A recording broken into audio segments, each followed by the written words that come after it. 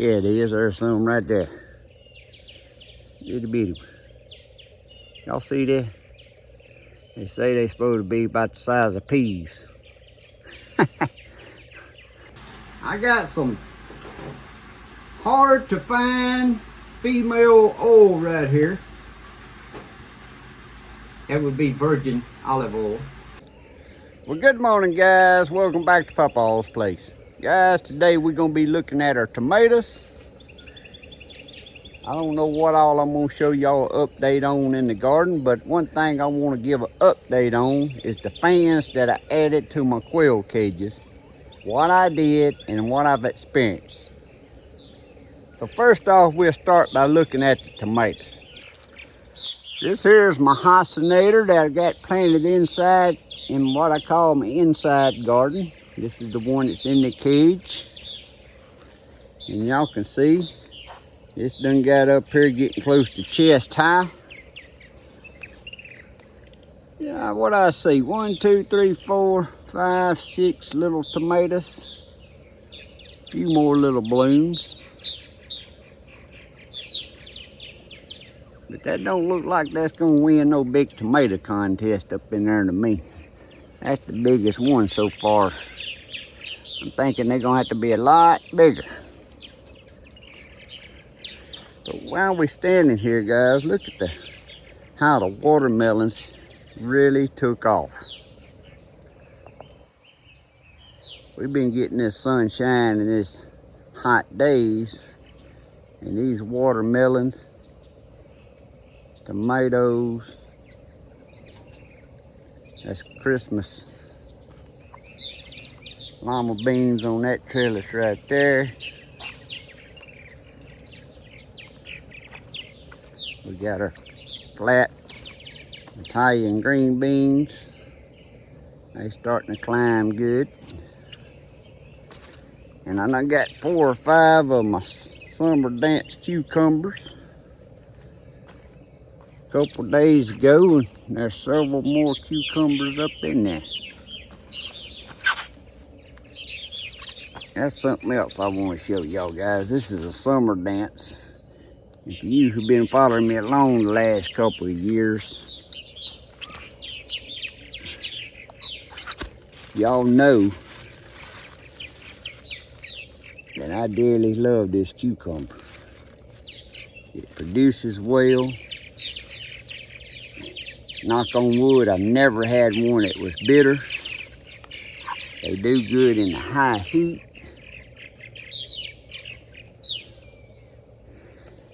And what I want to show y'all is over here.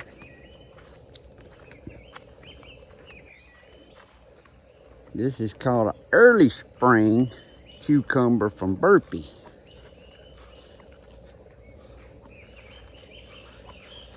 And it's got 1 cucumber on it down there. It's getting any size to it at all. And it's called early spring. Now when I bought that, apparently I didn't do much reading on it. This is the second time I've tried this. But saying early spring, I figured it was meaning that it matured early. Would be one of your first cucumbers that you would get to eat.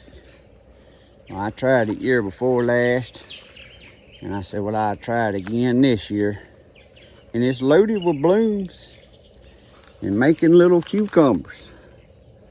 But they way behind them summer dance, and I planted them at the same time. So they ain't much of an early spring. They need to change the name, take the early off of them. Maybe just call them spring cucumbers. But as y'all can see in here, the eggplants, the heat's making them jump. I'm finally starting to see some growing here. And the squash, my Lord. Look at the squash, guys.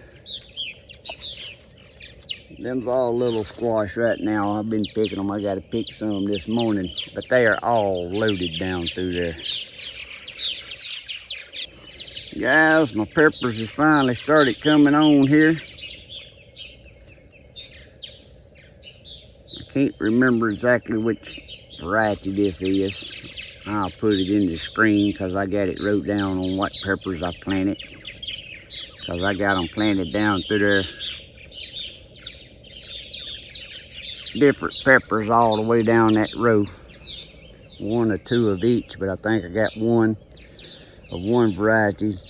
Then planted another one, and then planted another, you know what I'm saying, just, I didn't plant my two plants side by side. I think I got one of each spaced out down through there. Why I done it that way, I don't know. But anyway, guys, one of the main things I want to update y'all on. Some of you may have watched me add these solar powered fans to my quail cages. If you didn't, I attached a video above where you can go back and see it. But it comes with this solar panel here. And it's these little fans. Well, I bought an extra fan because I got 4 cages set up here and I wanted 4. The kid only come with 3. But one of the things I was wondering about when I put this up and I brought it up in the video, they only run when the sun's shining on the solar panel. So I hooked mine up because they 12-volt fans to where they on a 12-volt battery. Now that's a battery out of my boat, a marine battery. And one of my concerns was that solar panel going to keep that battery charged as fast as them fans used it? Because the fans would be running all night when the sun ain't shining. Well, the answer is no. The solar panel during the day, which my solar panel only gets sun up till about 12:30, and then it's in the shade, full sun. So no, it did not keep my battery charged. So what I had to do, I got a trickle battery charger that I put out here and hooked on to the battery, since I got electricity run out here anyway. So that's the update I want to give, is the solar panel will not keep up if you rig yours up to where it's running off a battery so it'll run 24 hours a day for them, because it's even hot at night. Plus it helps when we start having naps or something, it helps give them a breeze. They can get in front of the fan to get the naps off of them. But the solar panel will not keep the battery charged. It can't keep up. So it's got a good idea here. They just need a lot bigger solar panel to come with them. Since this done got so hot, y'all can't see, but on this one was the sugar snap peas and the Asian greens at the bottom. The sugar snaps was still going, but I went on and took that out because we're getting way more sugar snaps than we can eat or want to eat. Plus I done got tired of picking them. Guys, look how loaded they are. There's over a gallon bag full on there that needs to be picked this morning. I know between these 2 trellises here, and that's in these water tanks, livestock water tanks, I know I done got 5 gallons of sugar snaps off of here, because I'd pick a gallon at a time and give away. And that's not counting the few that we would pick just to eat on our salad while we was having lettuce and stuff. So that's why I took the other one out, because I done got tired of picking them, so I went on and took it out. Because later on I'm gonna plant some more second crop of cucumbers on that trellis over there. But they're loaded down. Get tired of picking them. And I got questions about my green egg squash. Well, y'all can see I done some heavy pruning a couple days ago to open them up. They were so thick you couldn't even see down in there. People ask me what's the green egg squash, what they taste like, and how do I cook them. So today, it's early in the morning right now. But we got one that's ripe right here, ready for the picking. Just grab it and give it a little twist. After a while, we're gonna slice this up and we're gonna show y'all what I like to do with them and why I like to grow them. But I'll tell you right now, they taste a lot like a yellow squash, but the texture is more like, not really an eggplant, but it's getting closer to an eggplant. They're firm enough that you can cook them on the grill and they don't fall apart. You can just lay them on there like a hamburger patty on the grill. So we're gonna cook one up after a while, plus I got a new meat slicer that I want to test out. And I'm gonna see how it does on this squash. So we'll be cooking them up after a while. Now back to the tomatoes. I'm all over the place this morning, guys. That there's my tropical sunset. It's done got up there at about shoulder height.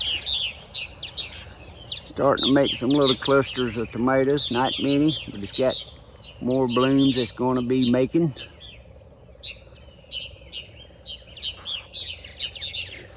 There's my Honey Delight. It's getting up there a little over chest high. Got a couple clusters of tomatoes and some more coming on up in there. I don't know if y'all can see them. Try to get, there they are. And this here is the Super Sweet 100. Guys, that plant right there is overhead high already.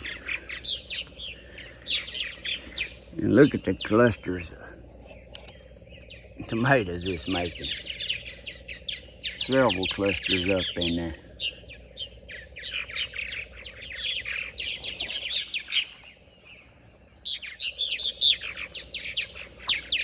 Now let's go look at these outside tomatoes.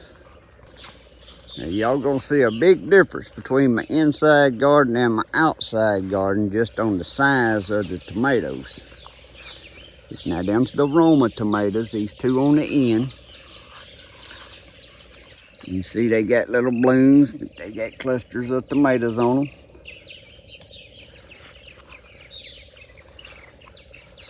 And this next one right here was the Indian Stripe. It's got 4 tomatoes, 5 tomatoes down on the bottom. A couple there up higher, and then it's got blooming.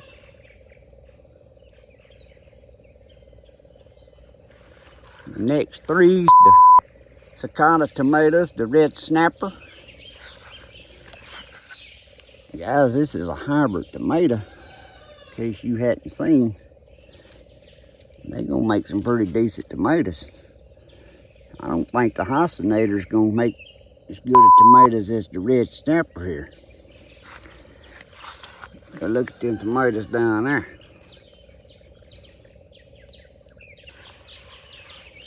Then the next 4 here's the Hossinators. Now these has more tomatoes on them than the one, the Hossinator that's inside garden.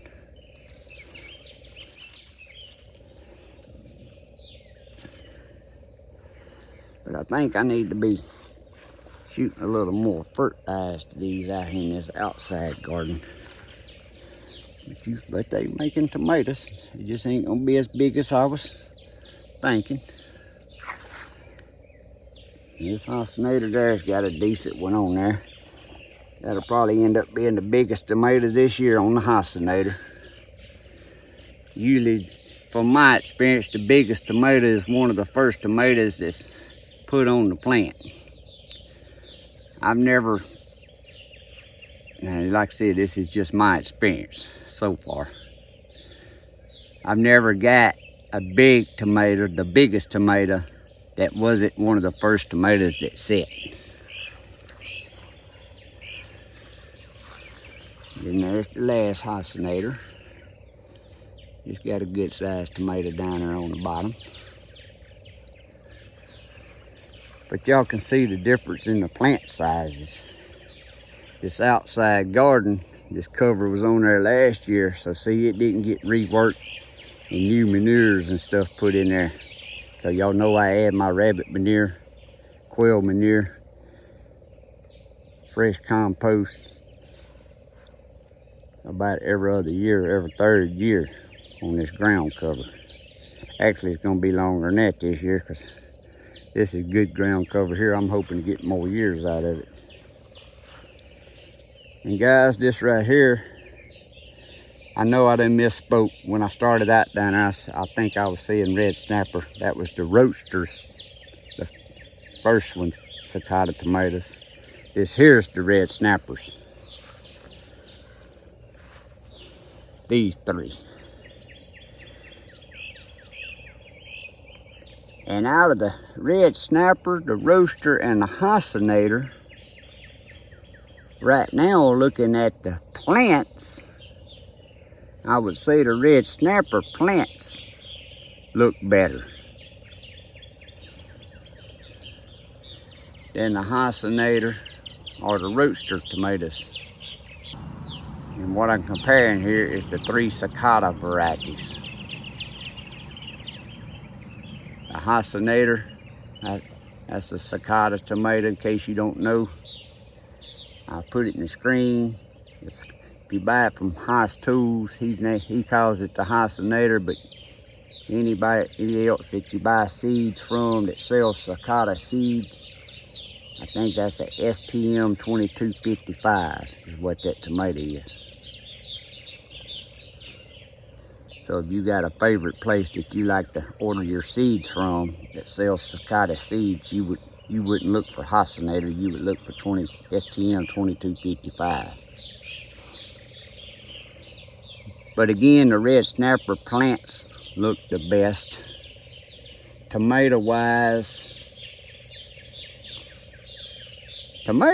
looking at these guys, I would have to give it to the Hossinator. Look like they got more plants on it than the Roadster or the red snapper. The red snapper and the Roadster is about the same as far as how many tomatoes is on the plants at this time and blooms. But the red snapper, the plants just look better. And this one down here is it's got a good cluster right here. And I know it's gonna make some more because it's got blooms just like all the other plants. They got blooms up top. And then the last two down here is two more Roma tomatoes. They got some little tomatoes up in there. I don't know how well y'all can see up in there.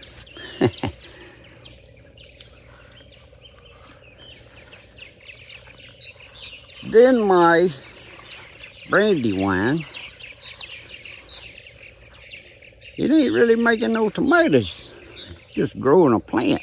We ain't got but 2 tomatoes, 3 tomatoes down here on the bottom, and it has some blooms on it, but it looks like the blooms is drying up or something other.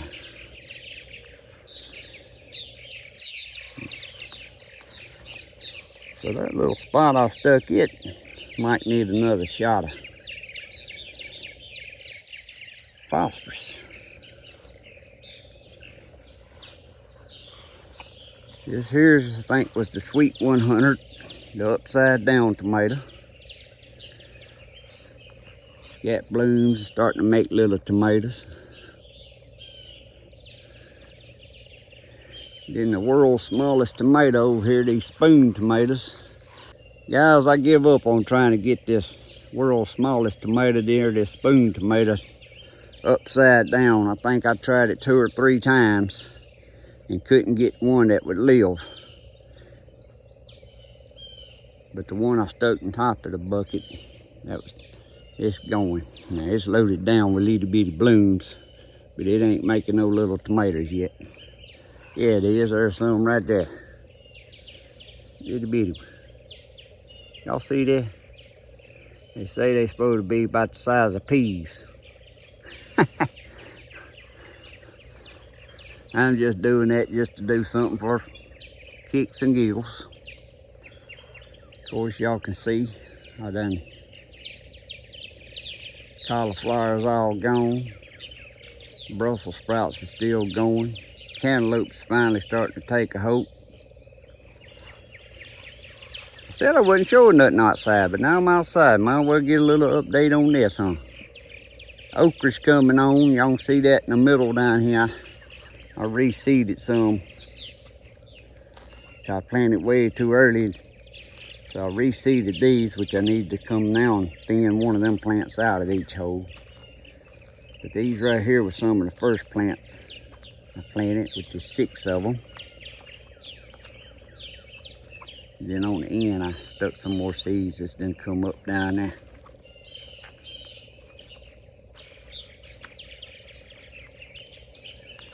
Over here where the potatoes were, I planted pink eye purple hulls. You can see they are come up strong. They gonna be thick because I done this more for a ground cover than I plan on using them for eating, which we will pick some and shell and eat, but I wanted to do that for a ground cover for the summer. And a little update on my upside down carnival blend pepper here. I have the extra plants. I decided, what the heck, let's see what they do upside down. They do just like tomatoes or any other plant. They're gonna make a 180-degree turn and start going back up toward that sun. That's why I don't see the benefit of putting it upside down. It's not just planting it in the top. And this one over here is one of them fairy tale eggplants.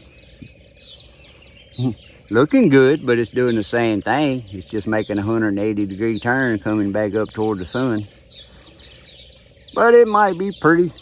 You get some purple fairy tales hanging on it and growed around there. This is something for people to do that has a balcony or a porch and they just want to hang some stuff up, plant. This ain't something for no gardener to be doing. It actually takes a lot of time to get them started upside down through them holes in them buckets. Alright guys, it's dinner time. My dinner time anyway. I want to use, I got this in the mail. This is the VEVOR. It's the foldable meat slicer. You can just punch the button right there and it folds down. This just slides out and you can put it in the box, which I don't ever take this out, or won't never. You can fold it down just like so. Pops back up. Got the adjuster knob here on the back for the thickness and thinness you want, and the on and off switch up here. Now I done played around with this. It comes with 2 blades. This is the blade cover here, just slides off. This is the slick blade. Turn that right there clockwise, pull that off. Then you got the serrated blade. We're gonna put that on there. Then you got the pan that goes around back to when you're slicing, whatever you're slicing falls into the pan. So let me set that out of the way. But the reason I wanted this, there's 2 reasons I wanted a meat slicer and ain't never owned one. One is for block cheese. Now the cheese I really love, y'all gonna see me slicing it because I done tried this out, but I videoed me slicing that cheese, but it's a soft cheese.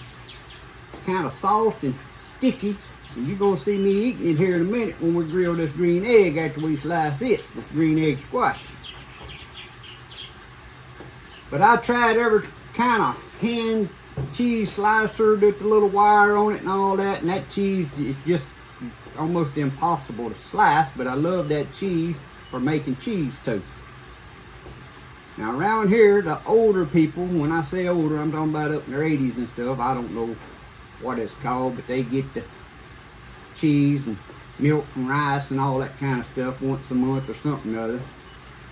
And these older ladies, I take them vegetables and stuff out of the garden, and that's where I get this cheese. They always get more than they want, so I'm like, yeah, I love that cheese on toast.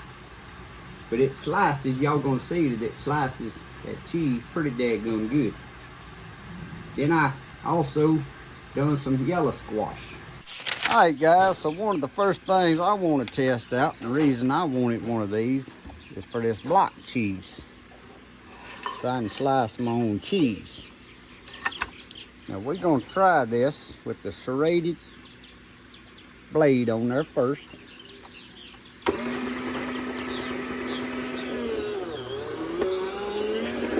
Oh. Y'all can see this is my first attempt.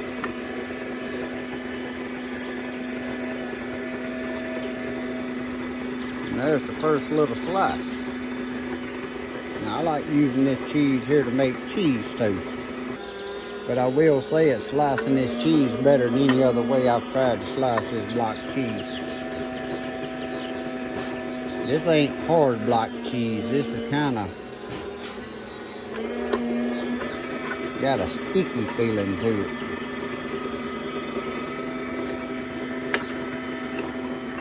I don't know what you call that myself. Go back a little thinner.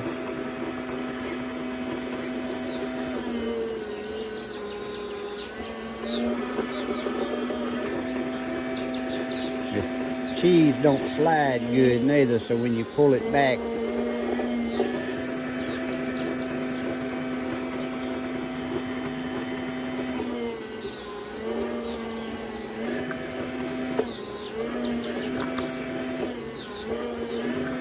maybe I wasn't doing it fast enough.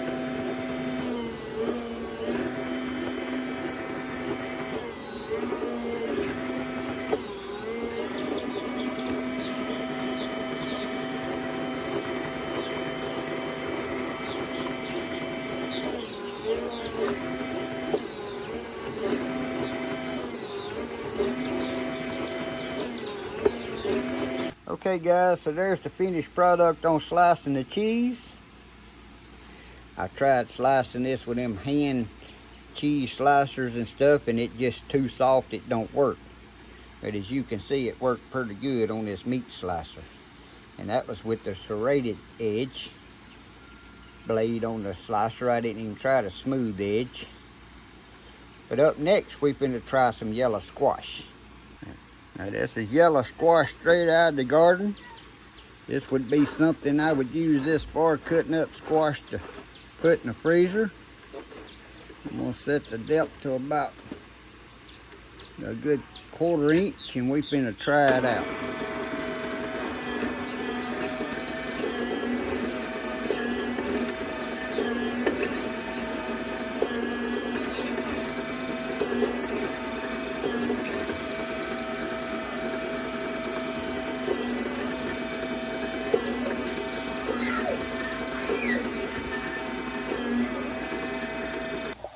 There's the yellow squash, guys.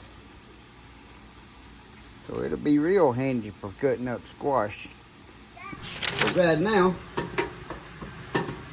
we're finna slice this green egg because I want to show y'all. Like I said, I got several people asking me how I cook these, you know, why I grew these. Well, I like them simply for what I'm finna do, put them on the grill. Even if you grilling steaks, or you grilling burgers or whatever, this goes good with grilled food. And the texture's firm enough that it'll stay together good enough on the grill where a yellow squash won't. So I'm gonna adjust my depth here because I want this here out there about a 1/2 inch thick. And we're gonna see how it does. Then we might try to slice that watermelon with it. No, I ain't gonna slice that watermelon with that, guys. I just got this watermelon sitting up here because I just come back from the corner market. And man, that last one I got was so good, I just had to go get another one, and I picked up another watermelon. So if you live around Oak Grove, Louisiana, and you're watching this, you better check in up there because she's getting some sure enough tasty watermelons in. Let's plug this up and see how it's gonna slice this green egg squash. I'm getting hungry. Maybe that little cord there will run it.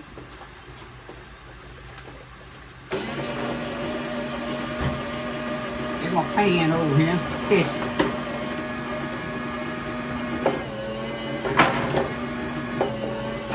There we go. I finally got it set right. I had it too thick, guys. Set it too thick, it won't work.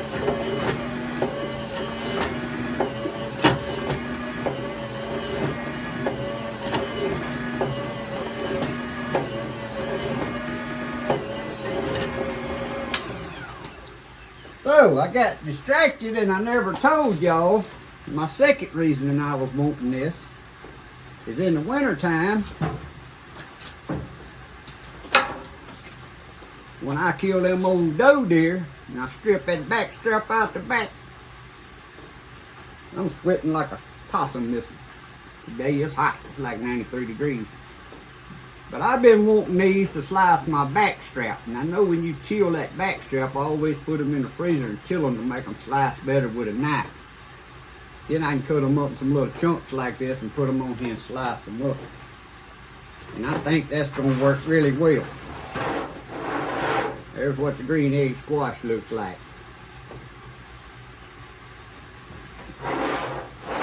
So let me finish telling y'all about the little VEVOR meat slicer here.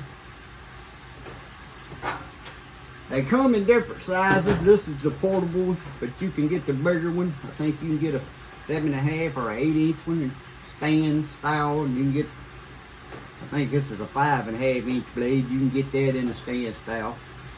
But if you're interested in a meat slicer, you might want to check these out. And also, it's with anything I show when I'm making videos. There'll be an Amazon affiliated link right below this video if you would like to go check them out and look at them and maybe purchase one. So we're going to set this to the side because I think I'm really going to love it after I done tested it out on my cheese. I know if it'll cut that sticky cheese, it'll cut little hams and stuff like that, I know with no problem. And I'm pretty confident it's going to cut them deer back straps good, especially when they get chilled. So what am I going to do with this green egg? We're going to grill it. I got some hard to find female oil right here. That would be virgin olive oil. We're going to mop this on a couple of pieces. And whatever seasoning you like, sometimes I use Tony's, sometimes I use just salt and pepper. But today, we're going to be using Miss Lippy's Voodoo Dust. Now, if you ain't never checked out Miss Lippy's seasonings or anything else she makes, I'll put a link in the description below this video also where you can go check out Miss Lippy's stuff. But she's got some good seasonings. And I really like this Voodoo Dust on just about any vegetable. Now, I'm finna say, I know I had this open because I done used it. That don't need to be put back in there. So we're going to sprinkle that Voodoo Dust on there. And I'm going to turn it over. We're going to mop this on this side. I got to hurry up and get this video over with so I can turn that pan back on under here. I know that. Sweat rolling down my face. And we're finna go over here and throw this on the grill, guys. And while we throw it on the grill, I'm gonna go in there and some of that cheese that I just sliced on this meat slicer here. I'm gonna make me some cheese toast. And I'm gonna make a green egg cheese sandwich. And that's what I'm gonna be eating today. So let's put her on the grill. I'm gonna just throw it right there on the grill. All I've done is 2, because that's all I need. Really don't need but 1 for my sandwich. We're gonna shut the lid and let it grill a few minutes. While that green egg squash is grilling, I got one of my summer dance cucumbers right here. I'm gonna go on and peel it. I'm gonna slice it up.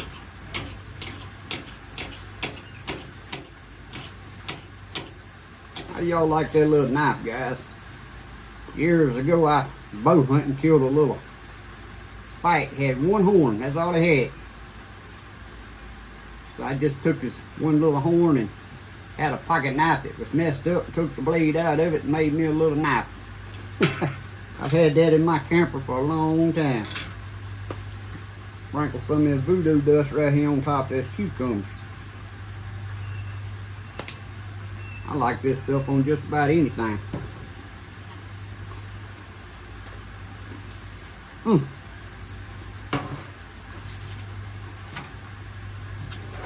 We better get over and check on that grilling.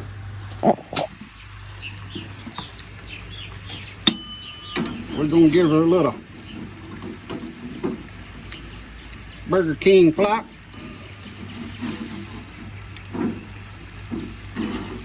Maybe that was a McDonald's there. It didn't work out too well, did it? It'll grill a little more. Alright guys, with the magic of the camera, I done come give this another. I think I've done a good Wendy's flop on the last one. I kind of had a little rhythm going on like that. Yeah, them people at Wendy's, they know more about what they do. But we finna take this right here out. Turn this little grill off. And I'm gonna run in and get my cheese toast and I'll be right back. Alright guys, look at that cheese toast. That's why I said I love that cheese. Because to me it tastes just like what I call the old-timey sandwich cheese, I call it. But it's so soft you can't slice that block of cheese for nothing else. But we're gonna take one of these right here. Now I like cutting the peelings off when I'm eating it on the sandwich, but I will eat this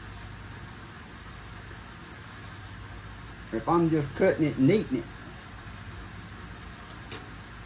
Plus it's got to cool a little bit too because it's hot right now.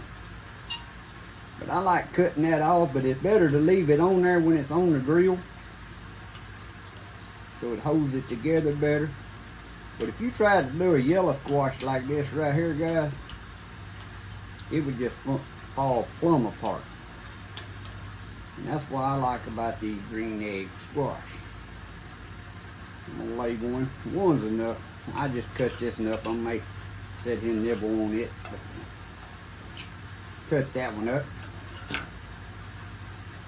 Let that cool a minute. And while I'm waiting on that to cool,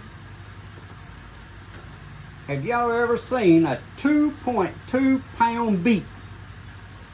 Now, I'm sure people grow bigger beets than that. That ain't no world record or nothing like that. But that's the biggest beet I've ever grown. And the deal is, I wasn't trying to grow this big beet. I was out there the other day, a couple of days ago. And when I say a couple of days ago, everything, it's because every time I get a spare chance and I ain't busy, I'm usually in the garden. I'm pulling weeds out of something or thinning something. Well, that day I was going to prune out the Swiss chard. Well, I went to up in there pulling out bigger leaves and older leaves, and I mean some of them was good, but it just needed a good thinning out. Well, I come across one and I'm like, these stems don't look right. They round, they ain't flat. But they, you know, they had the red color to them, and the Swiss chard, it's got different colors up in there. So it's the rainbow chard, and it has a lot of red in it. I reached and grabbed that. I said, well, I don't know. You know, my mind, I'm like, I don't know what this is, but it ain't Swiss chard. I'm finna pull it out. And when I pulled it out, this is what it was. It had done had a beet seed done sprouted in there. And this unknowingly had been growing. And I got a picture here of me putting it on the scale. When I was trying to take a picture, something about that digital scale, I couldn't get it to get the picture with this setting on it to where you could read it. But trust me, it's sitting there. 2.2 pounds. You can see I can put my hand around it. Actually, it's both little fingers and thumbs. So that's how big around it is. Now, I didn't even cut it and try to eat it because I'm sure it's way too big to eat. But anyway, back to our, I gotta have another one of these cucumbers right now.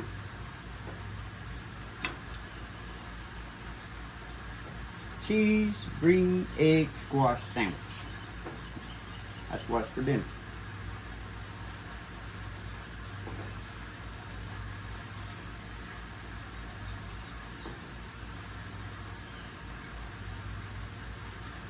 Ain't nothing wrong with that, guys. Nothing wrong with that at all. But there's your little update on the Hossinator tomato. Y'all go over and tell Miss Lippy that y'all think Papa's gonna beat her. That one y'all seen in that cage, I think that's the one that got the most voodoo dust on it. When I had them as little seedlings, I was giving them some of her voodoo dust. Like I said, if you're interested in a meat slicer, click on the link in the description below this video. Also, I'll put the link to Miss Lippy's seasonings. She got, this is the voodoo dust. And she got a clucking good and a porking good and a swamp mix. And I think she done come out with another one after that. They all good. I got all of them.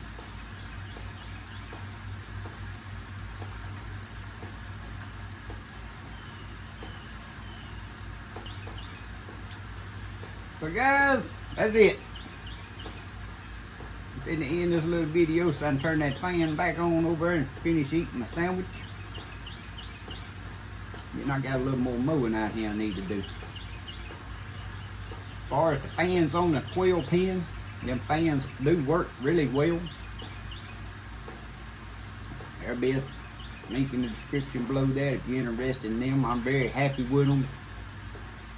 But as you've seen, telling you the solar panel won't keep charging fast enough to keep the battery on to where they run 24 hours a day.